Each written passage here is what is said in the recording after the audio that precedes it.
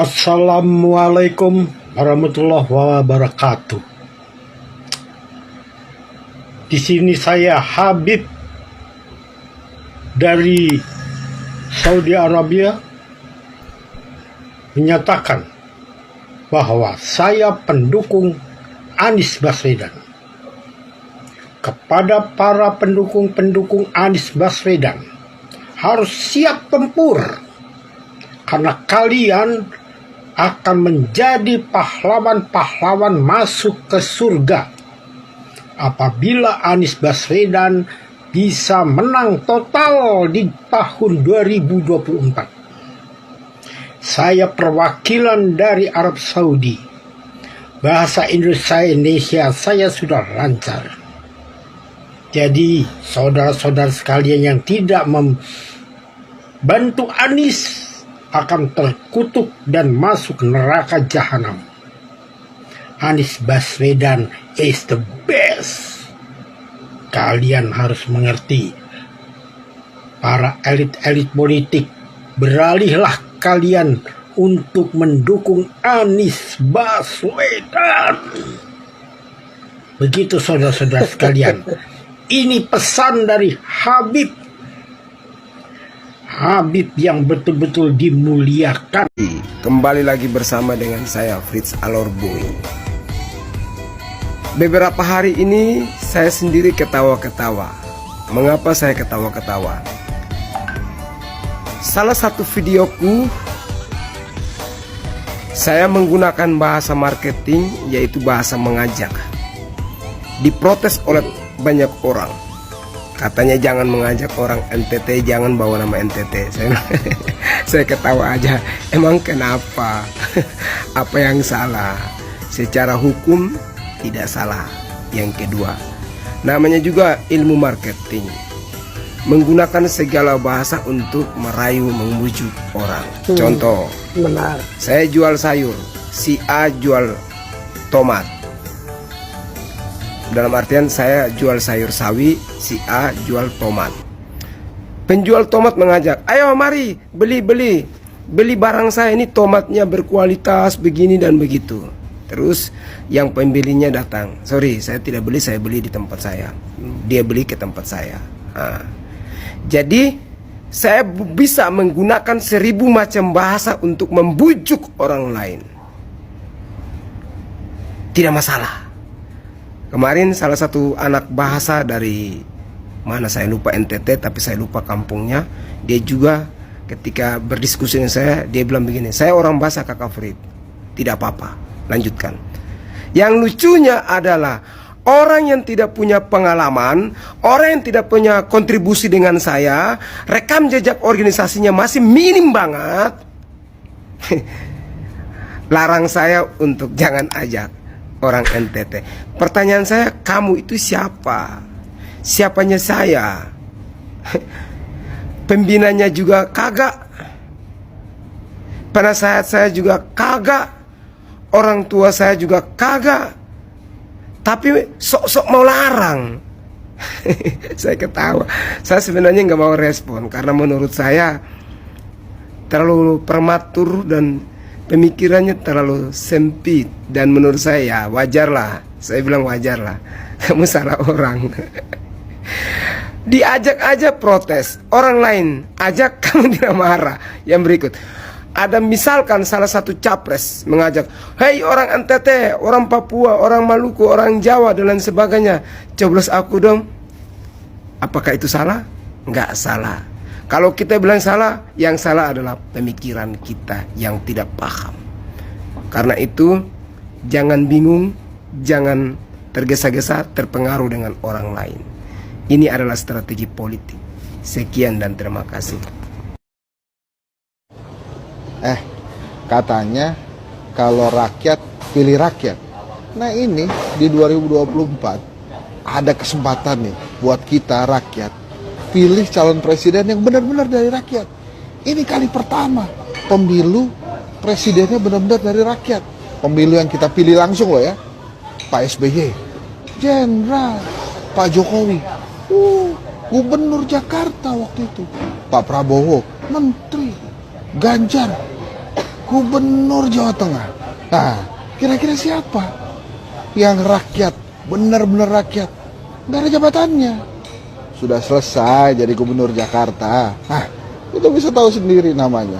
Nah, kalau emang benar-benar rakyat, kita pilih calon presiden yang memang benar-benar dari rakyat, ngerti rakyat dia, bukan cuma cerdas, tapi paham gimana caranya kita lebih sejahtera.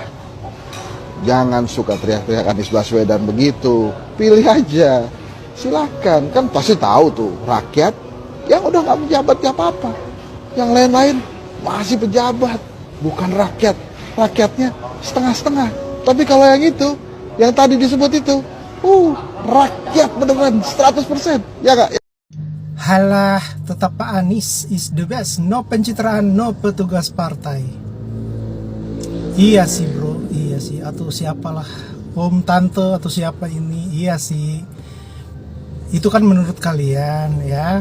Dan kita juga nggak bakalan maksa kalian untuk nggak milih Pak Anies. Jika kalian merasa bahwa Pak Anies itu adalah yang terbaik, ya itu terserah kalian. Dan saya juga tahu tuh kalau sebenarnya tuh kalian milih Pak Anies tuh bukan karena kalian tahu dia bisa kerja. Sebenarnya saya tuh tahu bahwa kalian juga menyadari bahwa dia itu nggak bisa kerja, bahwa dia itu nggak bisa ngapa-ngapain, otaknya tuh nggak nyampe buat mimpin negara. Kalian menyadari itu kan? Cuman kenapa kalian harus milih dia? Karena kalian nggak punya pilihan lain, ya kan? Gara-gara sakit hati Pak Jokowi menang 2 kali. Terus kalian mau pilih siapa? Kalian mau pilih Pak Ganjar? Nggak mungkin, karena Pak Ganjar juga didukung sama Pak Jokowi. Kalian mau milih Pak Prabowo juga nggak mungkin, karena Pak Prabowo dia mendedikasikan dirinya untuk membantu Pak Jokowi. Jadi nggak ada pilihan lain selain Pak Anies, gitu kan? Meskipun kalian menyadari bahwa dia itu nggak bisa kerja, tapi ya sudahlah, itu hak kalian. Cuman ya paling nggak jangan malu-maluin rakyat lah ya. Masa sih kita harus punya presiden yang nggak bisa kerja? Sekali dia pidato nawar-nawarin perubahan, begitu pas kerja yang dirubah cuma apa sih yang dirubah? Hah? Apa aja yang udah dirubah? Oh ya, jawab, apa saja yang sudah dirubah? Bapak kurang puas Ahok dipenjara 2 tahun, tuduhan penistaan agama.